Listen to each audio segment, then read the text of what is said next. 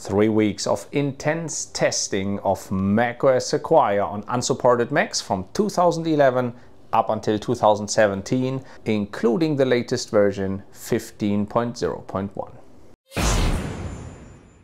Welcome to JSC's Flying, and this is the video I promised. 3 weeks of in-depth testing of unsupported Macs with macOS Sequoia, including the latest update 15.0.1. So in this video, we're gonna answer the question, should you update to Sequoia at all with your unsupported Mac? Because you can compare it with my unsupported Macs and my findings.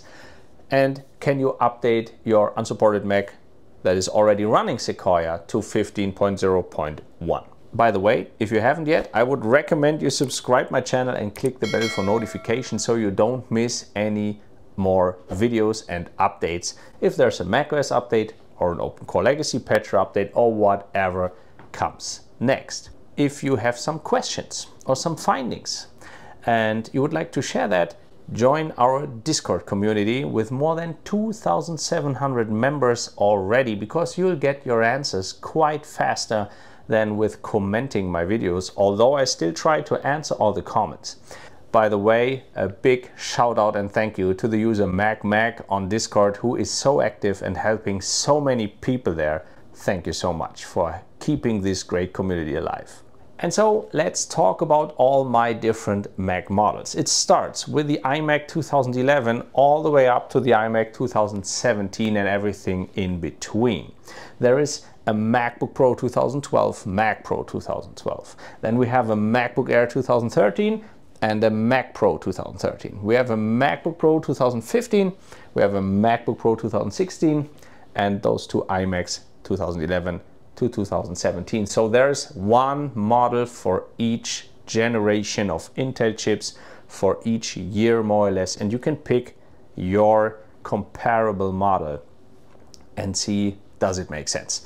I'd like to give you an overview about the issues, benchmarks, boot times, how fast does apps open, and is there video acceleration, and so on for all these models. And so let's start with the iMac 2011 and go through all the models. So let's start with the oldest model, the iMac 2011. And later in the video, I'll give you the reason why I don't recommend installing macOS Sonoma or Sequoia on Macs older than 2012, like this iMac. This iMac has an Intel Sandy Bridge processor, which is the second generation of the Intel Core series. It has 8 GB of RAM and an HD 6770M graphic card. This iMac doesn't have any video acceleration due to being non-metal capable, no H.264, no HEVC. But the developers of the OpenCore Legacy Patcher did a great job, as it is still playing YouTube videos in 4K resolution. By the way, with the Safari browser, the maximum you can select in YouTube is 1080p, because Safari doesn't allow video streaming in 2K or 4K. So I installed Chrome from Google on all these Macs and tried 4K YouTube's video streaming, and this iMac still handles that great. So you say, okay, it has no video acceleration, but it does play 4K YouTube videos. Where are the problems with that old iMac, and why don't you recommend it with Sonoma or Sequoia? The problem is the machine itself, the iMac itself, is quite snappy when you use Sequoia. But as the graphic card is non-metal capable, there is no map features at all in Sequoia, because the Apple Map Kit requires a metal capable graphics card. And so your maps are just black. the map in the Photos app, the Map app itself, and the precipitation map, for instance, in the Weather app. And since Sequoia, also the Weather app and the animation in the top also require Metal. So when you start the Weather app here on the iMac, you get a lot of graphic glitches and it doesn't really look good. Second problem is that the dynamic wallpapers of Sequoia doesn't work. And the developers of the OpenCore Legacy Patcher made a workaround with version 2.0.2 because otherwise it just froze completely, and they removed those wallpapers. So if you now click on the dynamic wallpaper for Sequoia, you still have this background here and nothing changes. All other Macs can handle the dynamic wallpapers of Sequoia. And then there is another issue that this iMac has, and that is it doesn't play DRM content. For instance, on Apple TV. So if you go into the Apple TV app and it starts with the trailers, they work fine, and as soon as you play maybe a free episode of a movie or a series, it just jumps back into the menu. So it cannot handle DRM, so copyrighted content on the video streaming. But as Apple always says, there is one more thing. I just downloaded Apple Keynote from the App Store, and let me show you what happens when I just start Keynote on that old iMac from 2011. As you can see, the menu comes up where you can choose a theme. I just take the basic white theme and I say create, and it instantly closes. And there is the Keynote quit unexpectedly. You can send an error report. So I thought maybe just because of a new presentation, so I just had my presentation here that I try to open. When I click it, you can see Keynote is opening and it just quits with an error. So as Keynote is an Apple app, same with Pages or Numbers or whatever, there may be many other apps that you can download and install from the App Store, but do not work on that very old 2011 hardware. So my recommendation, do not install macOS Sonoma or Sequoia on hardware older than 2012. The only exception is the Mac Pro cheese grater. If you have a Mac Pro 4.1 from 2009, that you can basically firmware flash to the Mac Pro 5.1 that is from 2010 to 12. This is hardware that still works. But all other Macs, MacBooks, iMacs, Mac Minis, whatever, that are older than 2012, I recommend install macOS Big Sur with the OpenCore Legacy Patcher, as macOS Big Sur still has the old map kit that doesn't require Metal, and you have all of the other functionalities, and it's really working great. Ventura, Sonoma or Sequoia, I don't recommend on these old Macs. So we are now in the year 2012 with the Mac Pro cheese grater and the MacBook Pro 2012.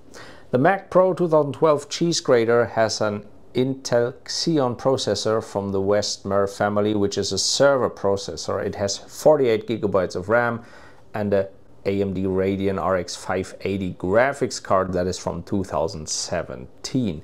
And obviously it handles macOS Sequoia without any issues at all. The graphic card delivers H.264 and HEVC graphic acceleration on a 4K level, and obviously you can stream 4K YouTube videos without any problems. The MacBook Pro 2012 has an i7 processor that is from the Ivy Bridge generation, the third generation of Intel cores, and it has an NVIDIA GeForce GT 650M graphic card as a dedicated graphic card. And with that, it can bring H.264 acceleration at least on a UHD level.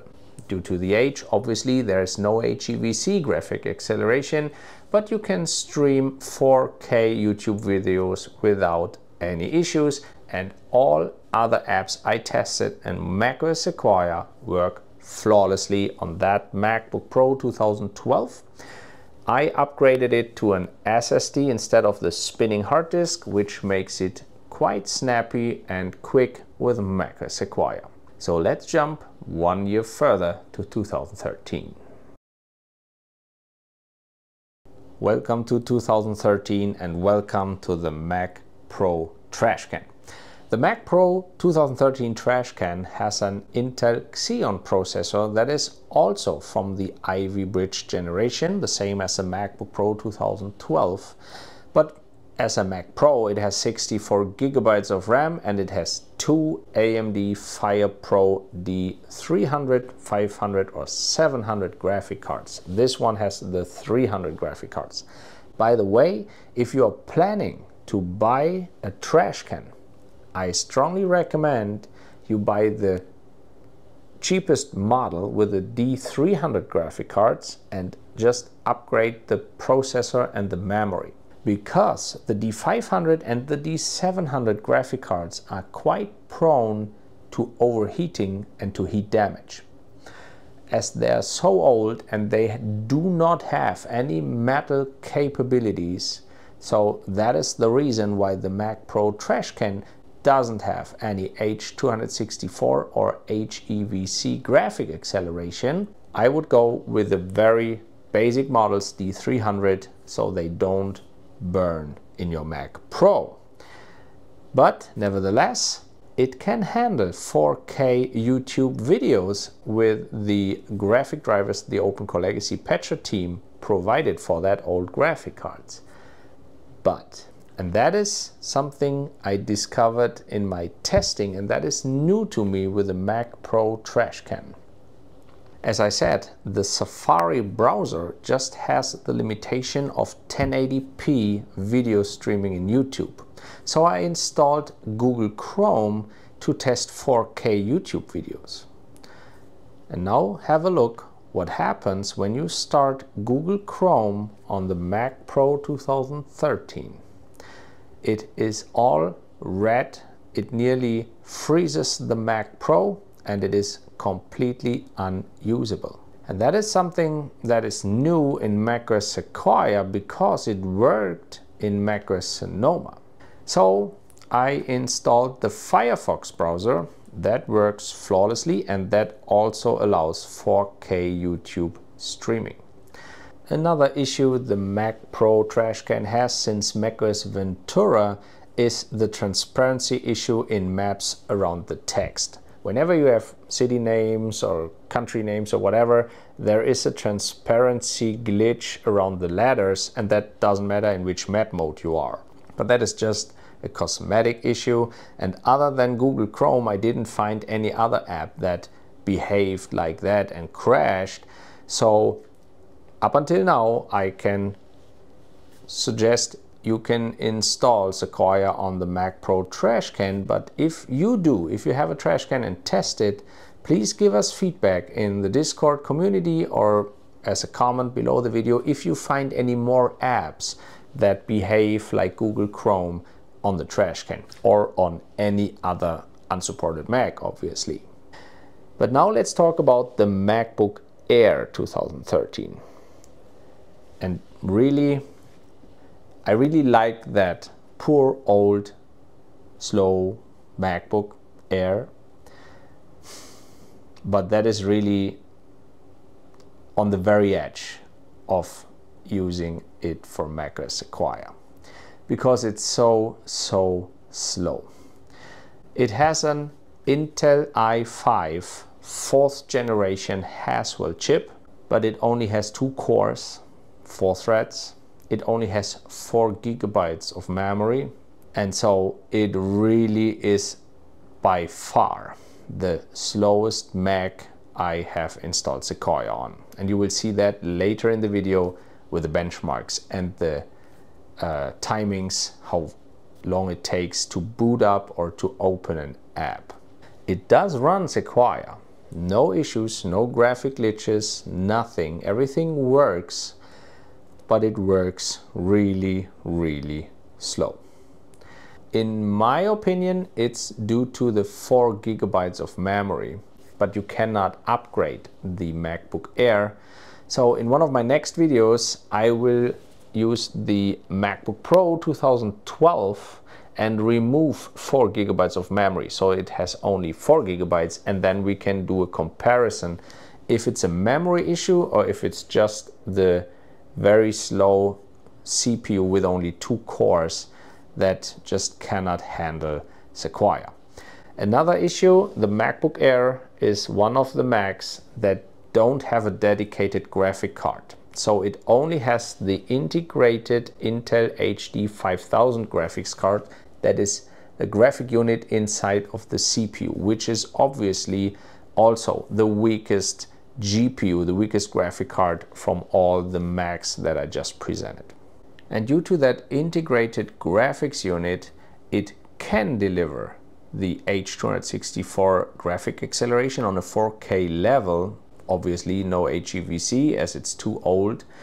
But if you try to stream YouTube videos, you can do that in 1080p. You can barely use that in 2K, but it's absolutely stuttering and not really working with 4K videos. But now let's jump a little bit to 2015, as in 2014 there was no new processor generation. That came 5th generation with the MacBook Pro 2015.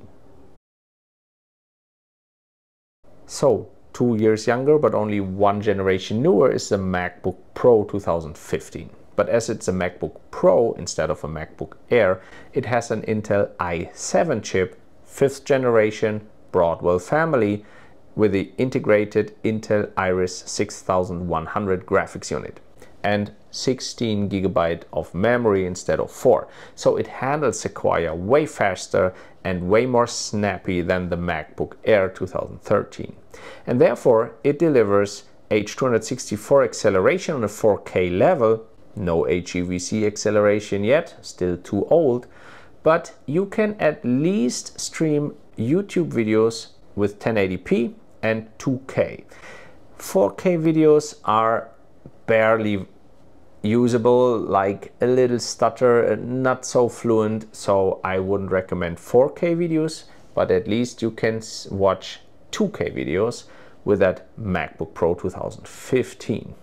And Sequoia, no problems at all, no glitches, all apps work, and it's quite snappy and fast with 15.01. So now let's jump to 2016. So the MacBook Pro 2016 was the first and nearly the last one that has the T1 security chip. That is for the Touch Bar and for the Touch ID. All other models, at least starting 2018, have the T2 security chip. By the way, not the iMac 2017. And so, as this model is a MacBook Pro, it has an i7 CPU, 6th generation Skylake, it has 16 GB of memory, and it has a dedicated graphic card, an AMD Radeon Pro 460. So obviously it handles macOS Sequoia very, very well. I didn't find any glitches, any problems. It delivers full H.264 and HEVC graphic acceleration on a 4K level, and therefore obviously there's no problem at all streaming 4K videos from YouTube. But careful, if you do a clean install of macOS Sonoma or macOS Sequoia, you will lose the firmware for the T1 security chip, and therefore you lose functionality of the Touch Bar and Touch ID. So if you want to keep that firmware, because the T1 chip is unsupported and macOS doesn't deliver that firmware anymore with Sonoma or Sequoia, you need to install macOS Ventura. That still brings the firmware with it, and then do an update to either Sonoma or Sequoia to keep and maintain the T1 firmware to have a fully functional touch bar and Touch ID in macOS Sonoma or Sequoia. Now let's jump to the youngest unsupported Mac, the iMac 2017. And last but not least, 2017, the iMac here, the least problematic Mac in this ensemble. The only thing that is not working after installing macOS Sequoia is Wi-Fi, and so that's the only root patch you have to do to have Wi-Fi and internet connection. This iMac has an Intel 7th generation Kaby Lake processor. It has 16 GB of memory and an AMD Radeon Pro 570 graphics card, so no problem at all. It's also 2017, the same as in the Mac Pro 2012, the RX 580, so full 264 and HEVC 4K graphic acceleration, and obviously there's no problem at all watching 4K YouTube videos on this iMac. And therefore, I didn't find any problems, any glitches, nothing with macOS Sequoia, so no problem to run the latest macOS on a 2017 Mac. Finally, let's talk about boot times, app starting times, and benchmarks of all these old Macs. For the boot time, I measured the time between the OpenCore boot selector and the time you could enter your password when macOS has loaded. And there are basically three speed ranges. The quickest ones were the Mac Pro 2013 and the MacBook Pro 2016 with only 27 seconds. And it was a little bit weird as the iMac 2017 is younger and therefore should be faster than the MacBook Pro 2016, but it took 7 seconds longer, 34 seconds, same as the Mac Pro 2012. But that might be because the iMac 2017 has a Fusion drive, which is only a very small NVMe and a big, large 1 TB spinning disk, and that might take a little longer to load macOS, and the Mac Pro 2012 only has SSDs in it and no NVMe. So in this case, that would make sense that it is like the second fastest speed range. The very old other Macs are about 40 seconds. And as I said, the only very slow Mac is the MacBook Air 2013 that takes more than 50 seconds. So that's 12 seconds longer to boot than, for instance, the MacBook Pro 2012. Talking about app opening times. So simply the time you click the app until it fully opens and you can use it. I won't go into all the details, but you can also see the MacBook Air 2013 is by far the slowest Mac here. It takes about 7 seconds to open the Maps app, and it takes about 10 seconds to open the Weather app, as you just saw in the video a few minutes ago. And the only Mac that is quite slow as the MacBook Air 2013 is the iMac 2011 when it tries to open the Apple TV app. But as we just saw, the Apple TV app is not really working as DRM content is not playing, so that might be the reason why it takes so long for the iMac to open the Apple TV app. With the MacBook Air 2013, the Apple TV app works, but yeah, it takes so long to open the app, and that is with all other apps the same. Talking about benchmarks, the first benchmark I used was the Geekbench 6 benchmark, and then you have single core CPU benchmarks and multi-core, so all cores used.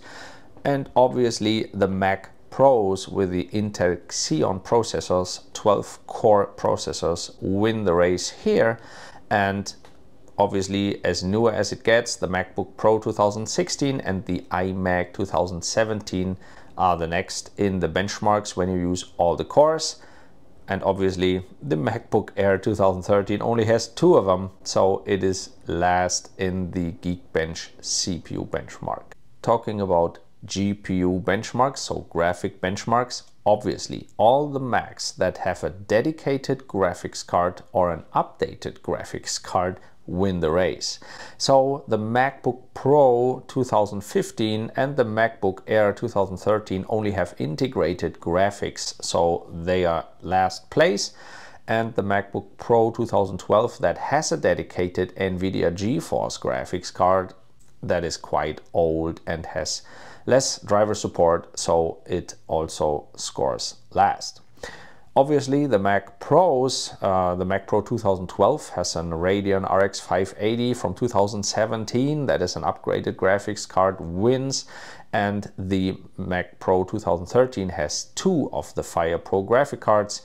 The MacBook Pro 2016 has a Radeon 460 and the iMac 2017 has a Radeon 570 graphics card, so obviously they win the race with the graphic benchmark. And last but not least, the Nova benchmark. The green bars are the CPU benchmarks, same picture here as with the Geekbench CPU benchmarks.